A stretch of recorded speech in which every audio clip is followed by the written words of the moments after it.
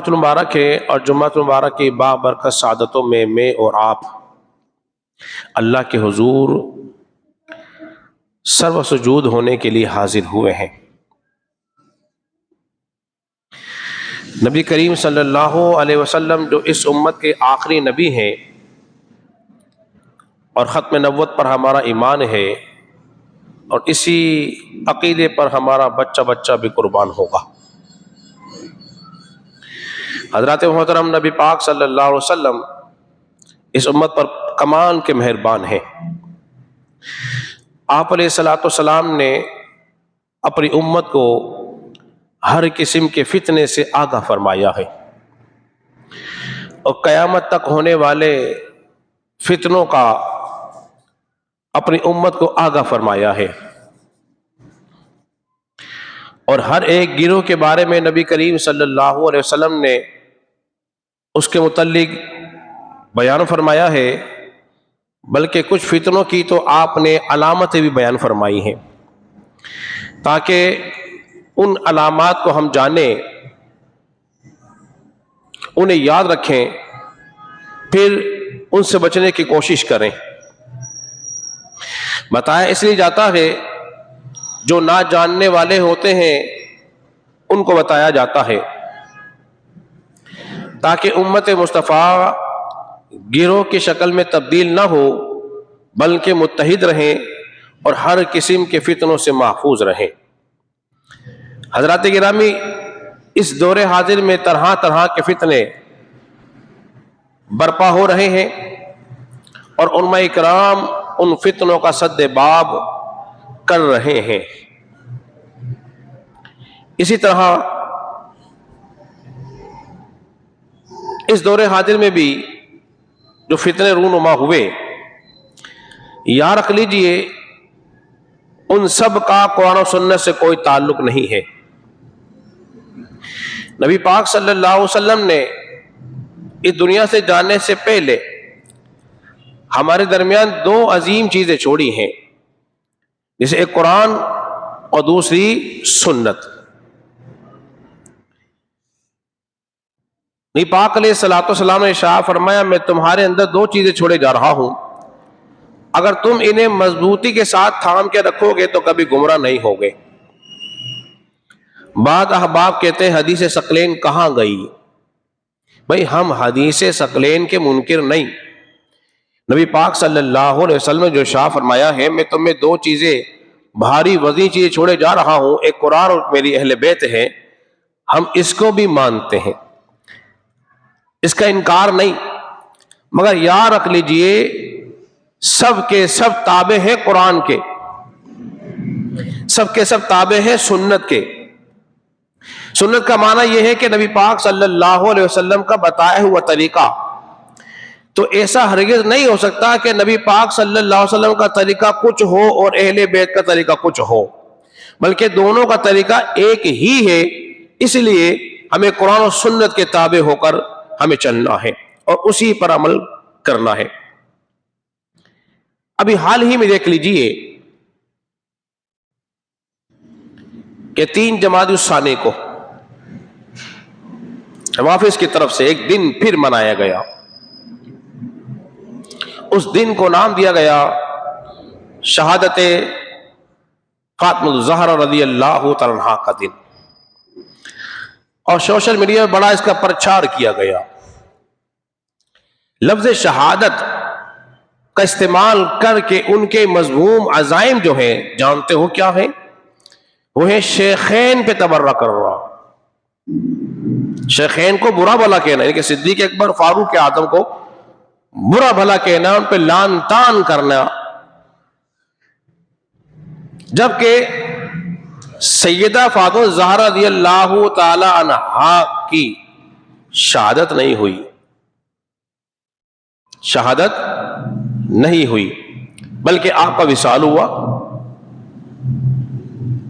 اور نہ یہ تاریخ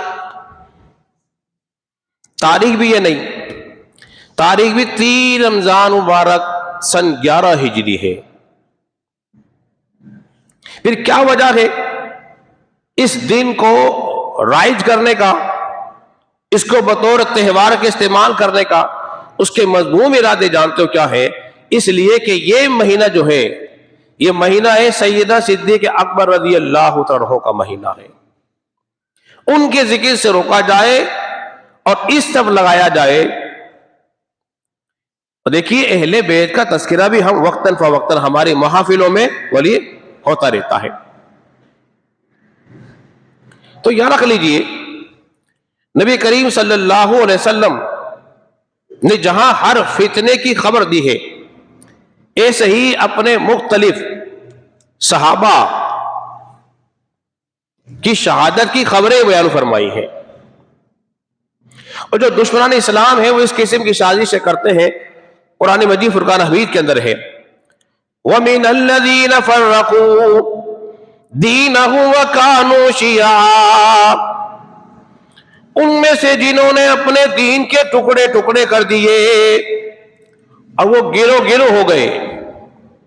یہ لوگوں کو گروہ گروہ میں بانٹنا چاہتے ہیں، خود بھی ٹکڑے ٹکڑے ہیں اور دوسروں بھی بانٹنا چاہتے ہیں۔ اس لیے امت مصطفیٰ کو اتحاد کی ضرورت ہے، ان کے جو ناپاک ارادے ہیں ان سے بچانا مقصود ہے۔ تو حضرات گرامی یاد رکھ لیجئے نبی کریم صلی اللہ علیہ وسلم دیکھیے کس طرح اپنے صحابہ کی شہادت کی خبریں دی۔ ترمذی کے اندر ایک حدیث واقعہ موجود ہے، نبی پاک صلی اللہ علیہ وسلم جو تھے، ترمذی میں سے اس کا نمبر ہے 3658۔ نبی پاک صلی اللہ علیہ وسلم ایک مرتبہ پہاڑ پر اپنے چند صحابہ کے ساتھ اس پہ شامل ہوئے۔ ان چند صحابوں میں کون کون تھے؟ ابو بکر بھی تھے، عمر بھی تھے، عثمان تھے، طلحہ تھے، زبیر تھے۔ اتفاق دیکھیے حضرت علی نہیں تھے۔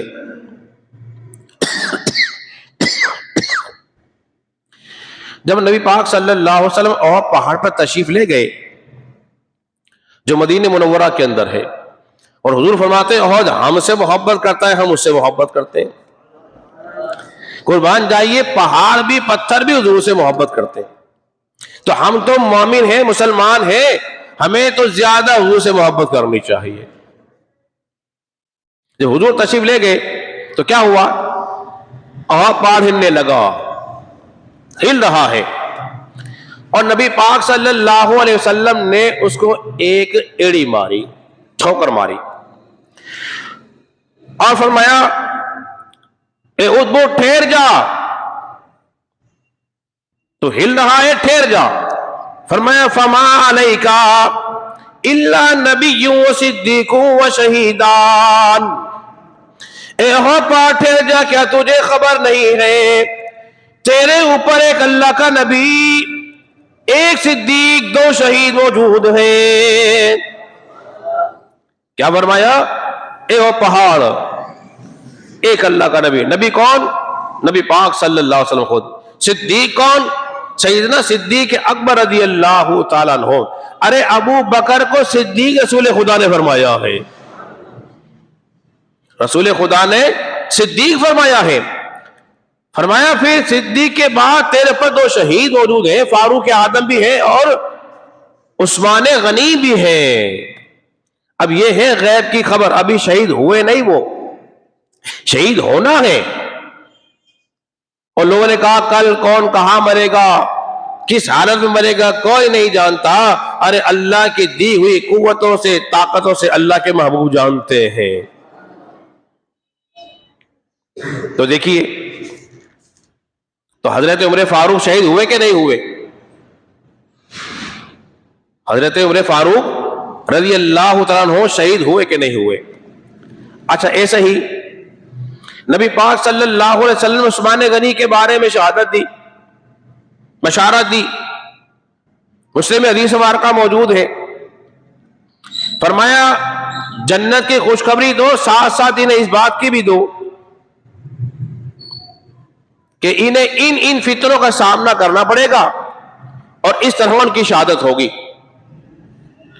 اور نبی پاک صلی اللہ علیہ وسلم نے یاد ارشاد فرمایا اے عثمان، اللہ تمہیں ایک قمیض پہنائے گا، تم نے اس قمیص کو اتارنا نہیں، لوگ اتارنے کی کوشش کریں گے، اور جس دن تمہاری شہادت ہوگی اس دن تم روزے سے ہوگے۔ آپ قرآن کی تلاوت کر رہے تھے، خواب میں کیا دیکھا؟ نبی کریم صلی اللہ علیہ وسلم تشریف لائے، فرمایا عثمان روزہ ہمارے ساتھ افطار کرنا ہے۔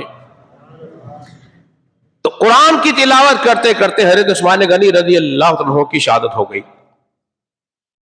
تو نبی پاک صلی اللہ علیہ وسلم نے ان احباب کی شہادت کی بشارت دی ہے۔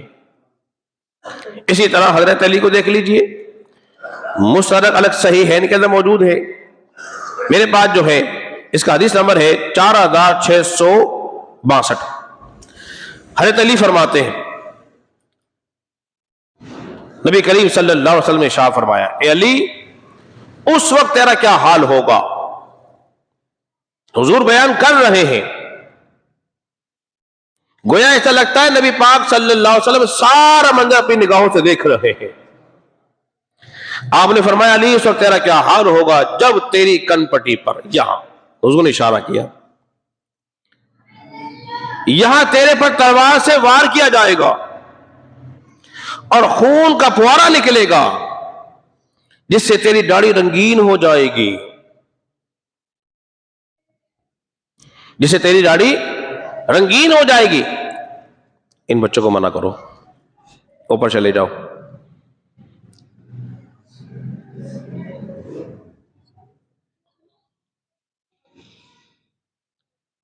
اب اندازہ کر رہے ہیں حضور کیا ارشاد فرما رہے ہیں، اے علی وہ دن آئے گا جب تیرے پر تلوار کا وار کیا جائے گا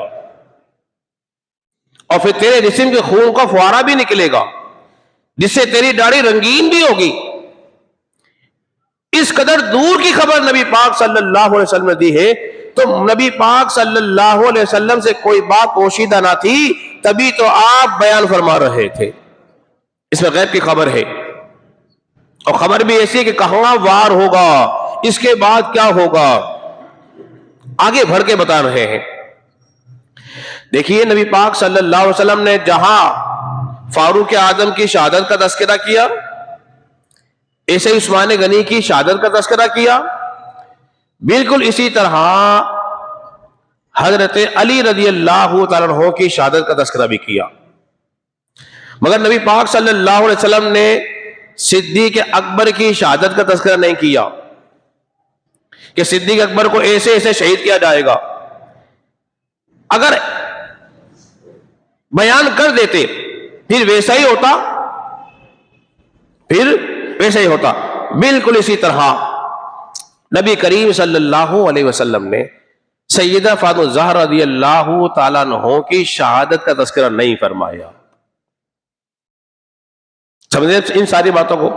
تین جو میں نے مثالیں پیش کی ہیں، اس سے سمجھ جائیے کہ نبی پاک صلی اللہ علیہ وسلم نے ان صحابہ کی شہادت کا تذکرہ کیا ہے، مگر سیدہ فاطمہ الزہرا رضی اللہ تعالیٰ عنہ کی شہادت کا تذکرہ نہیں کیا۔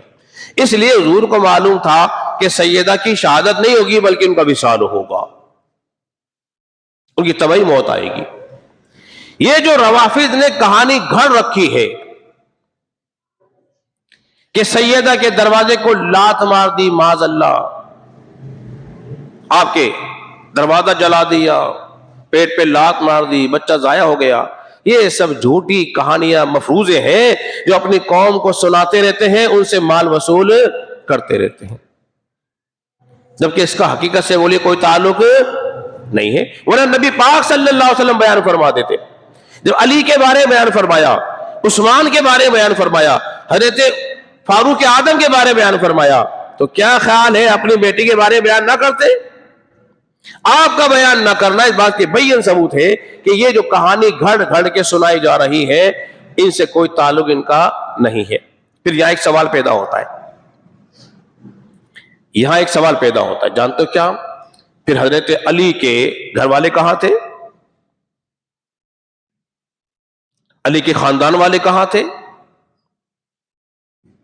انہوں نے بدلہ کیوں نہیں لیا؟ انہوں نے جھگڑا کیوں نہیں کیا؟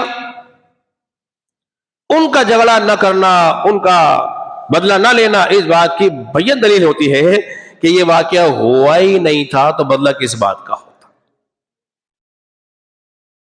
سمجھے بات کو آپ؟ اس لیے وہ انہوں نے ایک دن منایا جسے کہتے ہیں شہادت، بلکہ شہادت نہیں تھی، یہ کیا تھا؟ وصال۔ اب دیکھیے میں آپ کے سامنے ایک حدیث مبارکہ رکھ دیتا ہوں، صحیح ابن حبان کے اندر روایت موجود ہے۔ ان موضوعات کو ہم اس لیے بیان کرتے ہیں تاکہ ہماری عوام الناس، یہ بھولے والے سنی، ان کے شر سے محفوظ رہیں اور آگاہ رہیں، ان کے جال میں نہ پھنس جائیں۔ شکاری ہیں، روپ بدل بدل کر طرح طرح کے جال بچھائے ہوئے ہیں اور تمہیں شکار کرنا چاہتے ہیں، تم سے تمہارا ایمان چھیننا چاہتے ہیں۔ تو لہذا ہمارا کام کیا ہے؟ تمہیں آگاہ کرنا ہے، تمہیں بچانا ہے۔ ایک جملہ پھر دوہرا دیتا ہوں، بات کہتے تم کو دین کے ٹھیکیدار بنے ہوئے ہو کا، بات کہتے تم کو دین کے ٹھیکیدار ہو کیا؟ ہم دین کے ٹھیکیدار نہیں ہیں، ہم دین کے چوکیدار ہیں۔ اور چوکیدار کا کام کیا ہوتا ہے؟ جگانا ہوتا ہے، جاگتے رہنا، جاگتے رہنا۔ تو لہذا حضرات محترم، اب دیکھیے نبی کریم صلی اللہ علیہ وسلم نے کیا ارشاد فرمایا ہے؟ عائشہ صدیقہ رضی اللہ تعالی عنہا بیان کرتی ہے، یہ حدیث مبارکہ مسند امام احمد بن حنبل میں موجود ہے، ابو داؤد کے اندر 5217 نمبر ہے، اور ترمذی کے اندر 3872 اس کا نمبر ہے۔ میں نے 3 کتابوں کے حوالے آپ کے سامنے بیان کر دی ہے، اس کے ساتھ صحیح ابن حبان کے اندر موجود ہے اور مصنف ابن ابی شیبہ کے اندر موجود ہے۔ کل کتنی کتابیں گئی ہیں؟ 5 کتابوں کے حوالہ جات آپ حضرات کے سامنے رکھ رہا ہوں۔ حضرت عائشہ صدیقہ رضی اللہ تعالیٰ عنہ بیان کرتی ہیں، فرماتی ہے کہ سیدہ فاطمہ زہرا رضی اللہ تعالیٰ عنہ سیرت و کردار میں، بول چال میں، چلنے میں، پھرنے میں، بولنے میں، اٹھنے میں، بیٹھنے میں رسول خدا صلی اللہ علیہ وسلم سے سب سے زیادہ مشابہت رکھتی تھی۔ جیسے حضور بولتے تھے سیدہ ویسے بولا کرتی تھی، جیسے نبی پاک چلا کرتے سیدہ ویسے چلا کرتی تھی، اور حضور ان کی اتنی تعظیم، اتنی شفقت کیا کرتے تھے، لفظ تعظیم کہہ رہا ہوں، حضور اتنی شفقت کیا کرتے تھے، آپ آتی تھی تو کھڑے ہو جایا کرتے تھے۔ یہ شفقتن تھا۔ تعظیم بڑے کی جاتی ہے، وہ جملہ زبان سے نکل گیا، تعظیم بڑے کی جاتی ہے اور چھوٹوں پہ ہمیشہ شفقت کی جاتی ہے۔ جب نبی پاک صلی اللہ علیہ وسلم علیل ہوئے نا اور حضور سے ملنے کے لیے آئی سیدہ، نبی پاک صلی اللہ علیہ وسلم نے ان سے کان میں ایک بات کہی، وہ بات سن کر سیدہ رونے لگی۔ حضور سے ان کا رونا دیکھا نہ گیا۔ حضور نے سیدہ کو پھر اپنے پاس بلایا، وہ پھر جھکی، حضور نے پھر ایک بات کہی، اب وہ ہنسنے لگی۔ اب ایک طرف رونا ہے، ایک طرف ہنسنا ہے، ابھی تھا ہی راز۔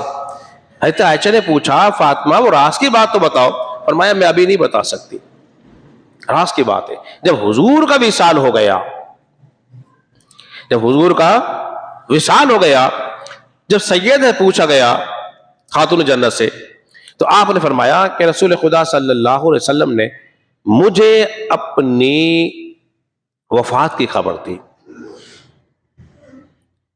تو میں اس خبر کو سن کر رونے لگی۔ پھر نبی پاک صلی اللہ علیہ وسلم نے مجھے یہ ارشاد فرمایا، مجھے یہ خوشخبری دی کہ سیدہ سب سے پہلے میری اہل بیت میں سے، میرے گھر والوں میں سے تم مجھ سے ملو گی۔ میں یہ سن کر خوش ہونے لگی، یہ سن کر میں خوش ہونے لگی۔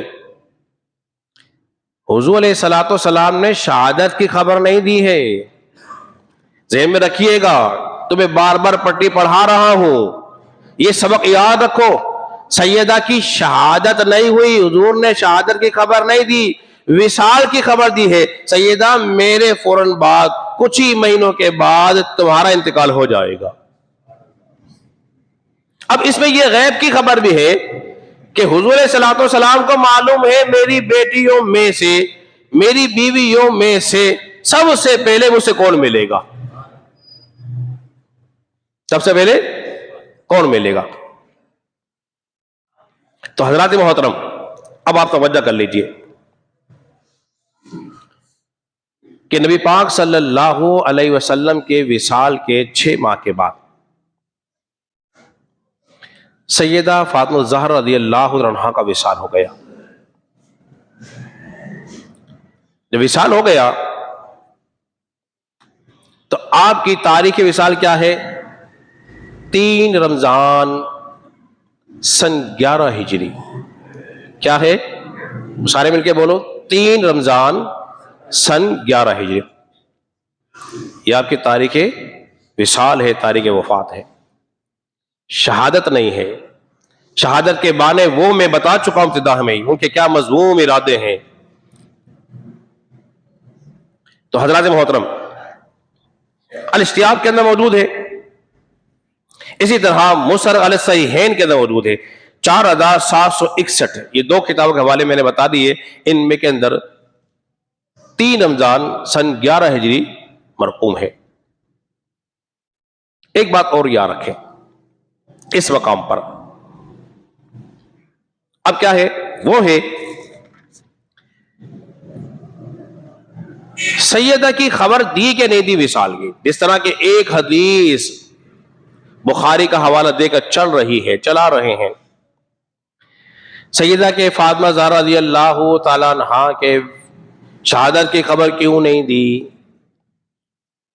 پھر وہی ڈرامہ شہادت والا، اور رات میں تدفین ہو گئی، صدیق اکبر کو خبر نہیں کی. یہ بات بیان کرنے کا مقصد کیا ہے؟ جانتے ہیں ان کے پیچھے کیا ہے؟ کہ سیدہ ناراض تھی. ابو بکر صدیق نے ان کو ناراض کر دیا تھا، معاذ اللہ. یہ تاثر دینے کی کوشش کرتے ہیں. حضرت محترم یاد رکھ لیجئے، پہلی بات تو یہ، اس حدیث کا جو حوالہ دیا جا رہا ہے اس میں رسول اللہ صلی اللہ علیہ وسلم کا فرمان موجود نہیں.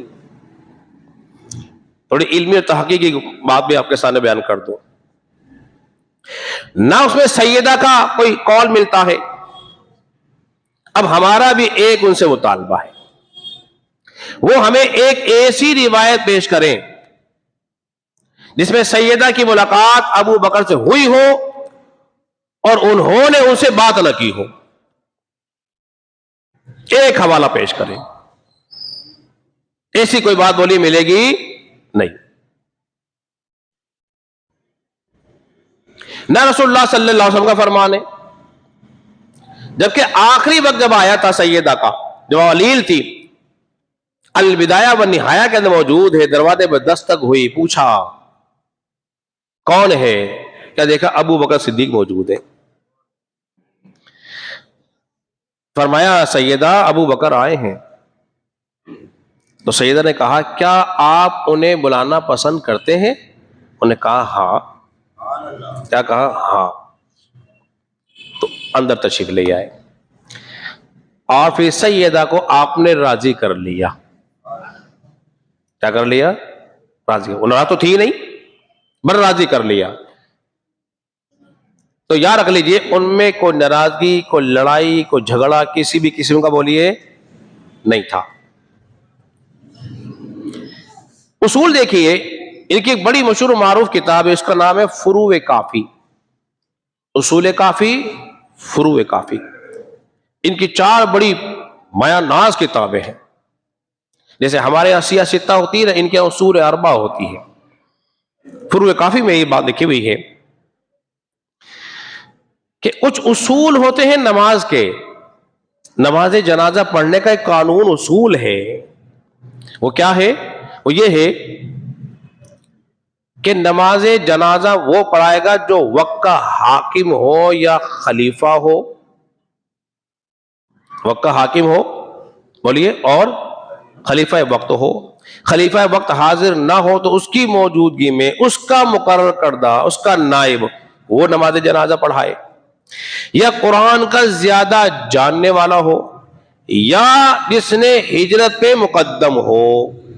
یہ 4 اصول اس نے یہاں بیان کیے. اب دیکھ لیجئے، صدیق اکبر خلیفہ وقت ہے اور مسجد نبی کے امام تھے. بولیے سبحان اللہ. تو اس کا حق، آپ کا حق زیادہ تھا امامت کرانے کا. پھر قرآن کے علوم سے سب سے زیادہ واقفیت رکھنے والے ابو بکر صدیق تھے، یہ آپ کا دوسرا حق تھا. پھر ہجرت کرنے میں ابو بکر صدیق حضرت علی سے مقدم تھے، اس لیے کہ ابو بکر صدیق نے ہجرت پہلے کی، حضرت علی نے بعد میں کی. حضرت علی نے تنہا ہجرت کی ہے، نبی پاک صلی اللہ علیہ وسلم کے ساتھ ہجرت نہیں کی، جبکہ صدیق اکبر نے نبی پاک صلی اللہ علیہ وسلم کے ساتھ ہجرت کی ہے. تو اس اعتبار سے آپ کا حق زیادہ تھا اور آپ نے ہی ان کی نماز جنازہ ادا فرمائی. سن گئی بات پاک ہے. ایک حوالہ اور پیش کر دیتا ہوں.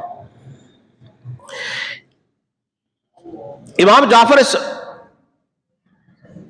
صادق کے والد امام باقر فرماتے ہیں جنازے کا حقدار وہ ہوتا ہے جو امام ان کے موجود ہو وہ تمام لوگوں سے بہتر اور افضل و اعلیٰ ہوتا ہے. یہ بھی آپ نے بات سمجھ لی. اسی طرح طبقات ابن سعد کے اندر موجود ہے کہ جب سیدہ کا وصال ہو گیا تو ابو بکر صدیق رضی اللہ تعالیٰ عنہ نے ان کی نماز جنازہ پڑھائی. اور سیدہ کو غسل دینے والی بات، بڑی اہم بات آپ کے سامنے بیان کر رہا ہوں. جو کہتے ہیں خبر ہی نہیں ہوئی، انہیں اطلاع ہی نہیں دی، یہ بات عقل سے بالکل بالاتر ہے. کیوں؟ اب دیکھیے ذرا. جب سیدہ علیل تھی ان کی تیمارداری کون کر رہا تھا؟ اسما بنت امیس. کون کر رہا تھا؟ اسما بنت امیس. جانتے ہو یہ کون عورت ہے؟ یہ سیدنا صدیق اکبر رضی اللہ تعالیٰ عنہ کی زوجہ محترمہ ہے. کون ہے؟ زوجہ محترمہ ہے. یہ پہلے جعفر طیار کے نکاح میں تھی، ان کے وصال کے بعد ابو بکر صدیق نے ان سے نکاح کیا، اور ابو بکر کے وصال کے بعد ان سے نکاح حضرت علی مرتضیٰ شیر خدا رضی اللہ عنہ نے کیا ہے. تو وہ تیمارداری کر رہی تھی. اب بتائیے جس کی بیوی روز تیمارداری کے لیے گھر میں جاتی ہو اور سیدہ پریشان ہو رہی تھی کہ میرے جنازے میں کسی اور کی نگاہ نہ پڑ جائے، کسی غیر مرد کی، تو آپ نے فرمایا حبشہ کے لوگ ایسا کرتے ہیں، کھجور کی شاخیں لگا دیتے ہیں اس طرح تاکہ جنازہ چھپ جاتا ہے اور کسی غیر مرد کی نگاہ جنازے میں نہیں پڑتی. تو سیدہ کو مشورہ دینے والی بھی ابو بکر صدیق رضی اللہ عنہ کی زوجہ محترمہ تھی. تو یہ کیسے ممکن ہے کہ ابو بکر کو اطلاع نہ ہو؟ سنماری بات آپ کی، یہ کیسے ممکن ہے کہ ان کو اطلاع نہ ہو؟ یہ ساری باتیں جو ہے مفروضوں پر جھوٹی باتیں مبنی ہے، اس لیے کہ ابو بکر صدیق کو اطلاع بھی تھی، اس لیے کہ آپ کی زوجہ محترمہ ان کی کس کے لیے جا رہی تھی؟ بولیے، تیمارداری کے لیے. اور اس کے ساتھ ساتھ اس سے اگلی بات جانتے ہو کیا ہے؟ وہ یہ ہے حضرت علی اور فاطمہ بنت اسد نے مل کر سیدہ کو غسل بھی دیا ہے. کیا دیا ہے؟ غسل دیا ہے. سیدہ کی وصیت تھی کہ تم دونوں مل کے مجھے غسل دینا. جب انتقال ہوتا ہے تو نکاح ختم ہو جاتا ہے، لیکن حضرت علی کی خصوصیت تھی کہ آپ کا نسب منقطع نہیں ہوا. سنوائی بات آپ کے. تو اس کا مطلب یہ تھا کہ معاذ اللہ کہ وہ کوئی برنا ہو گئی تھی، نہیں، ہرگز ایسا نہیں تھا، بلکہ حضرت علی معاونت کر رہے تھے. جس طرح ایک باپ کے ساتھ چند بیٹے مل کر غسل دیتے ہیں اور ہر بیٹا کیا کہتا ہے؟ میں نے غسل دیا ہے. وہ کہتا ہے میں نے غسل دیا ہے، حالانکہ مکمل غسل کسی نے بھی نہیں دیا ہوتا. کوئی گرم پانی لے کر آ رہا ہوتا ہے، کوئی تختے پر لٹاتا ہے، کوئی کروٹ بدلوا دیتا ہے، کوئی پانی ڈال دیتا ہے، کوئی استنجا کرا رہا ہوتا ہے. یہ سارے مل کے کام کر رہے ہوتے تھے. تو حضرت علی معاونت تھے، معاون تعاون کر رہے تھے ان کے ساتھ پانی وغیرہ دینے میں. اس طرح حضرت علی نے اور فاطمہ بنت اسد اسما بنت امیس نے مل کر ان دونوں کو سیدہ فاطمہ زہرا رضی اللہ تعالیٰ غسل دیا، اور پھر آپ کی نماز جنازہ کا مسئلہ بھی ادا ہو گیا. کس طرح کہ سیدنا صدیق اکبر رضی اللہ تعالیٰ کی نماز جنازہ بھی ادا فرمائی. یہ تمام چیزیں جو ہیں یہ بات ثابت کر رہی ہیں کہ ابو بکر صدیق میں نہ ان میں رنجش نہیں تھی، ایک بات ہے، اور اس سے اگلی بات بھی سمجھ لیجئے کہ بعد میں حضرت علی نے اپنی بیٹی کا نکاح سیدنا فاروق اعظم رضی اللہ تعالیٰ عنہ سے فرما دیا تھا۔ بولیے، کوئی دروازہ جلا دے، آگ لگا دے، تھپڑ مار دے معاذ اللہ، اسے کوئی اپنی بیٹی دیتا ہے؟ تو معلوم یہ ہوا بیٹی کا دینا اس بات کا بین ثبوت ہے ان میں کوئی تلخ کلامی، کوئی رنجش کسی کی نہیں تھی، یہ سب کے سب کیا تھے؟ رحماء بینہم تھے، یہ تو کمال کے آپس میں مہربان تھے۔ اللہ رب العزت کی بارگاہ میں دعا کرے خالق کائنات ہم سب کو ہم باتوں پہ سمجھنے